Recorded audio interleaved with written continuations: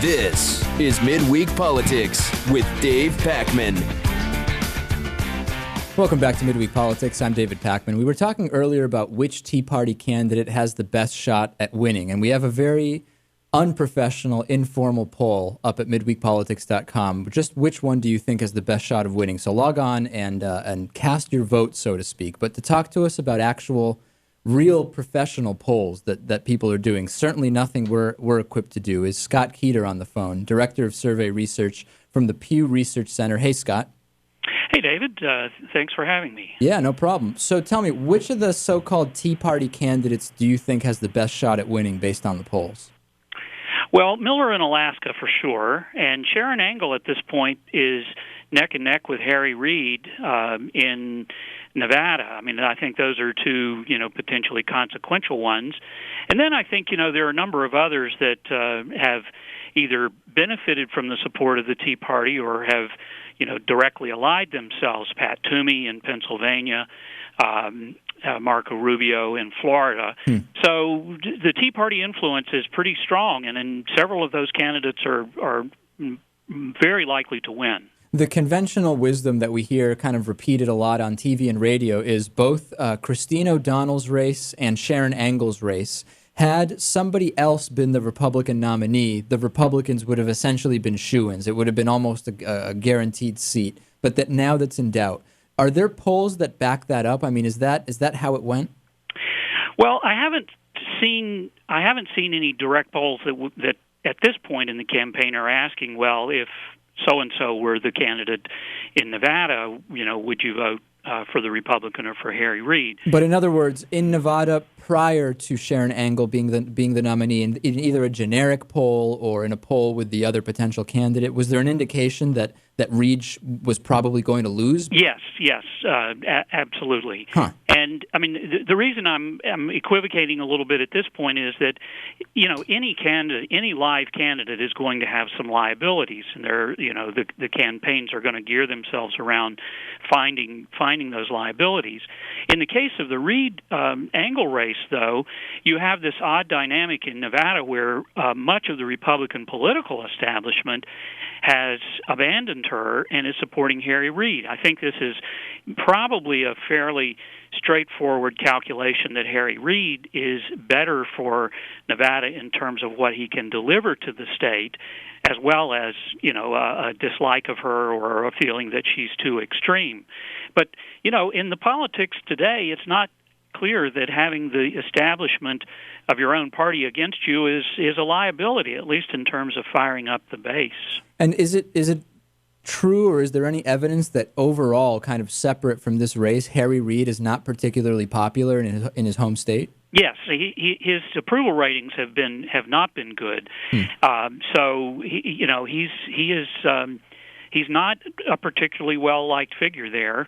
And, he was ripe for a challenge. It just turned out that in this case, he probably has drawn a weaker opponent in terms of broad appeal than, some others that might have been matched up with him. We were talking earlier about how excited we are to see how Christine O'Donnell does in this debate that's coming up that will be moderated by Wolf Blitzer.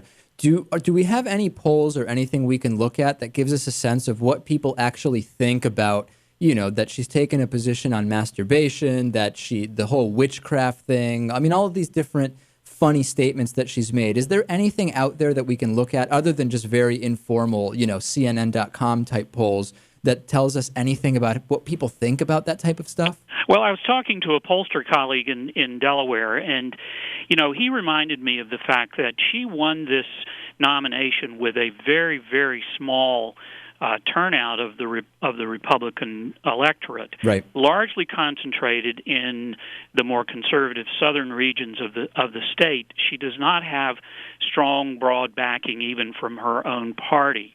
And so, I think that the way in which her opponent, the Democratic opponent, Coons, has been conducting himself suggests that he's really not worried. In fact, maybe he's more worried that that if he personally attacks her for these things that she said, that it would, potentially backfire. And so he's taking a kind of high road approach, and of course other groups and news organizations have been leveling the criticisms. What does it look like? I mean, what's the recent polling say? It certainly, from what I'm looking at, the consensus is she won't win, but are we talking 55-45, or what's it looking like? Well, this is really one of the only races in the country where the Democrats can look at it and say, wow, that's a good lead in this environment. The Monmouth University Gannett did a poll just in the last few days that has Coons up by 19 points. Wow. There was a partisan poll that had him up by 18. Fox News poll there, they have him up by 16. So hold on, that's interesting. Internally, in the polling industry, which you are, of course, working in, Fox News polls are considered partisan. Well, there's a debate about that. I mean, one can look at their questions and say, well, are these questions straightforward or not? But, most of my fellow polling professionals feel that their samples are not tilted in a Republican direction, that they have, in terms of their overall numbers of, let's say, Obama approval, in their estimates of the House generic vote, they've been within the range of other polling, and that has historically been the case. If my memory serves me, they actually may have been one of the only polls in 2004 that showed Kerry with a slight advantage over George W. Bush in the final analysis. So, I don't think it's the case that their samples are tilted. Reasonable people can disagree about whether their questions are straightforward or not, but, that's not my place to say. In the last couple of minutes we have here, Pew put out this interesting religion study, and we talked about it kind of at length last week on the show, and the results were, and correct me if I'm wrong, that on a 32-question test with about world religions, atheists and agnostics seem to do the best or know the most. Is that right? That is correct. My colleagues at the Pew Forum on Religion did this. I played a small role in the study, and I think all of us were quite amazed at the way it turned out. Jews did almost as well as atheists and agnostics, and Mormons did almost as well. And those are three groups that are better educated than the average American. But even when you take into account social background, those groups, all three of them, know more about religion than do your average Protestants or Catholics in the United States. We went through, both my producer and I took the 15-question version that was linked to from the Pew site. I got a 13, Lewis only got a 10, and we can talk about Lewis's biases at a different time. But the reaction was from us and from some of our audience members was that it wasn't so much a test about religion or faith as much as simply trivia. It's just 32 bits of trivia.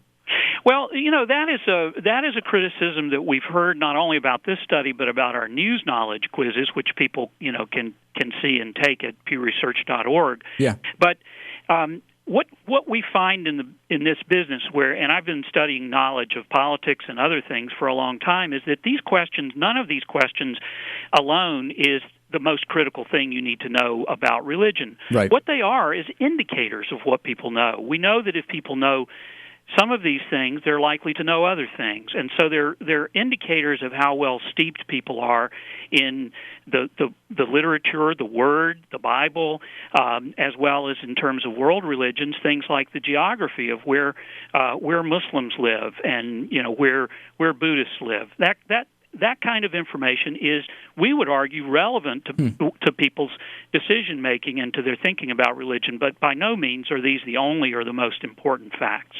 Well, it was a fascinating study. We've been speaking with Scott Keeter, Director of Survey Research at the Pew Research Center. Pleasure as always, Scott. Thanks very much for having me, Dave. Okay, we'll talk to you soon. Bye. Bye.